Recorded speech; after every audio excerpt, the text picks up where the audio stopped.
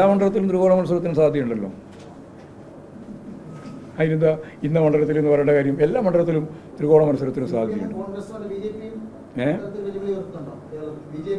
B J P കേരളത്തിൽ ഒരു മണ്ഡലത്തിലും വെല്ലുവിളി ഉയർത്തുന്ന ശക്തിയായിട്ടില്ല. പക്ഷേ അവർ മത്സരിക്കുമല്ലോ. അപ്പം 3 പ്രധാനപ്പെട്ട സ്ഥാനാർത്ഥികളെന്ന രീതിയിൽ വരുന്നത് ഈ 3 ആയിരിക്കും. അത്രയേ ഉള്ളൂ.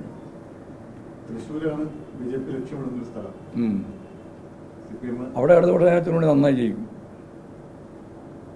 നല്ല രീതിയിൽ ചെയ്യും.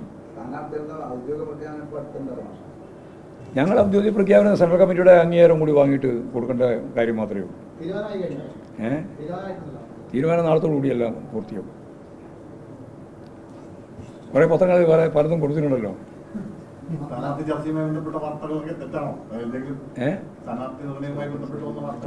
നിർണയമായിട്ട് ഞങ്ങൾക്ക് യാതൊരു തരത്തിലുള്ള പ്രശ്നവും ഈ പാർട്ടി അഭിമുഖീകരിച്ചിട്ടില്ല. പുറത്തു വന്നതിനെ സംബന്ധിച്ചിടത്തോളം നിങ്ങളിപ്പം വച്ചിട്ടുണ്ടല്ലോ, അത് നോക്കാം. അത് നോക്കാം. അത് ഞങ്ങൾക്ക് അങ്ങനെ പ്രഖ്യാപിക്കാൻ പറ്റില്ല. പാർട്ടി എന്ന രീതിയിൽ പ്രഖ്യാപിക്കുന്നത് പാർട്ടി സെൻട്രൽ കമ്മിറ്റിയുടെ അംഗീകാരത്തോടുകൂടി മാത്രമേ സാധിക്കുള്ളൂ. അത് 27-ാം തീയതിയാണ് ഞങ്ങൾ ഈ മണ്ഡലം കമ്മിറ്റികളാണ് ഇപ്പോൾ നടന്നുകൊണ്ടിരിക്കുന്നത്. പാർട്ടി മണ്ഡലം 20 പറഞ്ഞില്ലേ. പിന്നെ കണ്ണൂർ മാത്രം നോക്കേണ്ട കാര്യം? കണ്ണൂരിൽ ഉറപ്പായിട്ട് ജയിക്കുമല്ലോ, എന്ത് സംശയം? ഔദ്യോഗികമായിട്ട് നിങ്ങളെല്ലാം കൂടി പല പാർട്ടിയും കൊടുത്ത പശ്ചാത്തലത്തിൽ ഒരു ഔദ്യോഗികത്തിനൊന്നും വലിയ പ്രസക്തിയില്ല.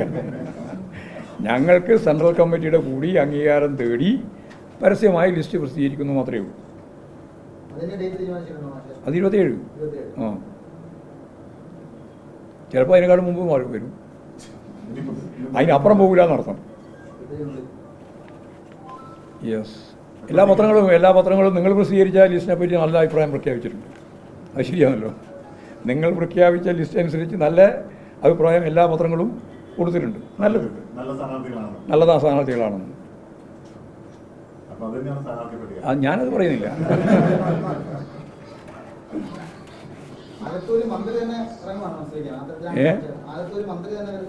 ഞങ്ങൾക്ക് ഈ 20 നിയോജക മണ്ഡലം വളരെ പ്രധാനമാണ്. അപ്പോൾ അവിടെ ഒന്നും തോക്കാനല്ല സ്ഥാനാർത്ഥികളെ നിർത്തുന്നത്, ജയിക്കാനാണ്. അപ്പോൾ ജയിക്കുക എന്നുള്ളത് തന്നെയാണ് ഏറ്റവും പ്രധാനപ്പെട്ട കാര്യം. ഇല്ല, കേട്ടില്ല. അയാളൊന്നും പ്രസംഗിക്കേണ്ട ഒരു കാര്യമില്ല. എന്ത് ഷാജിനെല്ലാം പ്രസംഗം വെച്ച് ആരെങ്കിലും പത്രസമ്മേളനം റിപ്പോർട്ട് ചെയ്യേണ്ട കാര്യമുണ്ടോ? മറുപടി പറയേണ്ട കാര്യം എന്തും തോന്നുന്ന കാര്യം വിളിച്ചു പറയുന്ന അമ്മാതിരിയുള്ള ആളുകൾക്കൊന്നും മറുപടി പറയുന്നത് ഞാനില്ല. അങ്ങനെ എഴുതിക്കോ. ഇല്ല, അതിനോടെല്ലാം പ്രതികരിക്കാൻ നടക്കുക. ഞങ്ങൾ തെരഞ്ഞെടുപ്പിൻ്റെ ഔദ്യോഗിക കാര്യം തുടങ്ങി 20 മാസമായി. കൺവെൻഷനെല്ലാം ഇലക്ഷൻ പ്രഖ്യാപിച്ചാലേ പറ്റുള്ളൂ. ഇലക്ഷൻ പ്രഖ്യാപിച്ചാൽ അന്ന് തുടങ്ങും. എല്ലാം റെഡിയാണ്. LDF സജ്ജമാണ് ബൂത്ത് തലം വരെ. അപ്പോൾ ഞങ്ങൾ ഈ നടന്ന ഒരുപാട് പ്രവർത്തനങ്ങളെല്ലാം പശ്ചാത്തലത്തിൽ തെരഞ്ഞെടുപ്പ് മിഷനറി ആകെ ഫലപ്രദമായിട്ട് കേരളത്തിൽ അടിമുടി തയ്യാറായിട്ടുണ്ട്. കേരളത്തിലെ തെരഞ്ഞെടുപ്പിനൊന്നും ബാധിക്കില്ല. അവിടെ മത്സരിക്കുന്ന സ്ഥാനാർത്ഥി എന്ന രീതിയിൽ വരുന്നത് മാത്രമേ ഉള്ളൂ. മുമ്പ് കഴിഞ്ഞ പ്രാവശ്യം ഈ ഇന്ത്യൻ പ്രധാനമന്ത്രി സ്ഥാനത്തേക്ക് വരാൻ ഇടയിലുള്ള ഒരു സ്ഥാനാർത്ഥി ഇതാ വരുന്നു എന്നാണല്ലോ പറഞ്ഞത്. ഇന്ന് ഏതെങ്കിലും മനുഷ്യൻ വിശ്വസിക്കുമോ? അങ്ങനെ ഒന്ന് പറഞ്ഞാൽ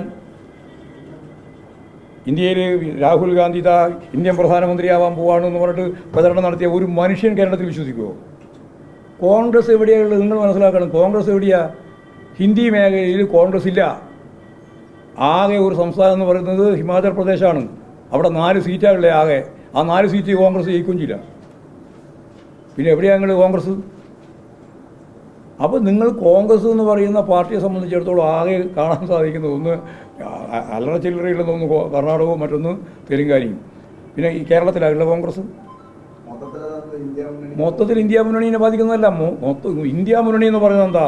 അത് കോൺഗ്രസ് പ്രബലമായതുകൊണ്ടല്ല. ഓരോ സംസ്ഥാനത്തിലെ സാഹചര്യങ്ങൾക്കനുസരിച്ച് BJPയെ തോൽപ്പിക്കുന്നതിന് ഓരോ മണ്ഡലം എടുക്കണം. ആ മണ്ഡലത്തിൽ BJPയെ എങ്ങനെ തോൽപ്പിക്കും, ആര് തോൽപ്പിക്കും, ഏതായിരിക്കണം സ്ഥാനാർത്ഥി, അങ്ങനെ തീരുമാനിക്കണം. അങ്ങനെ തീരുമാനിച്ചാൽ 37% വോട്ട് മാത്രമുള്ള BJPയെ 63% മറുഭാഗത്ത് നിൽക്കുന്നവരുടെ വോട്ട് ഉപയോഗിച്ചാൽ BJPയെ തോൽപ്പിക്കാം. അതിൽ കോൺഗ്രസ് കൂടിയുണ്ട്. അത്രയേ ഉള്ളൂ കാണുന്നത്. അതാണ് കാര്യം.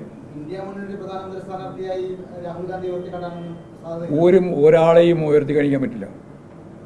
അങ്ങനെ ചരിത്രത്തിൽ അവരെ ഉയർത്തി കാണിച്ചിട്ടുമില്ല. അത് കോൺഗ്രസും പറയുന്നില്ല. അതുകൊണ്ട് ഇന്ത്യാടിസ്ഥാനത്തിലുള്ള ഒരു മുന്നണി വിഭാഗം അതിനടിസ്ഥാനപ്പെടുത്തിയുള്ള CTP വിരോധം നടക്കാൻ പോകുന്നില്ല. ഞാനതാ ഓരോ സംസ്ഥാനം എന്ന് പറഞ്ഞത്. ഓരോ സംസ്ഥാനത്തിൽ ആ സംസ്ഥാനത്തിൻ്റെ സാഹചര്യം വെച്ചുകൊണ്ട് അവിടെ BJP വോട്ട് BJP വിരുദ്ധ വോട്ട് ചിഹ്ന ഭിന്നമാവാത്ത രീതിയിൽ നമുക്ക് ഫലപ്രദമായ മത്സരം നടത്താനാവണം. അങ്ങനെ വന്നാൽ BJPയെ തോൽപ്പിക്കാം, ഒരു സംശയവും വേണ്ട.